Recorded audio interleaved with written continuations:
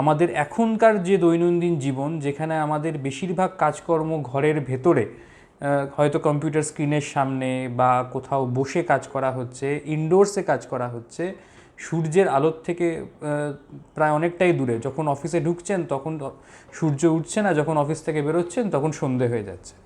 এই ধরনের পরিস্থিতিতে কিন্তু ভিটামিন ডি এর ডেফিসিয়েন্সি হওয়া খুবই স্বাভাবিক।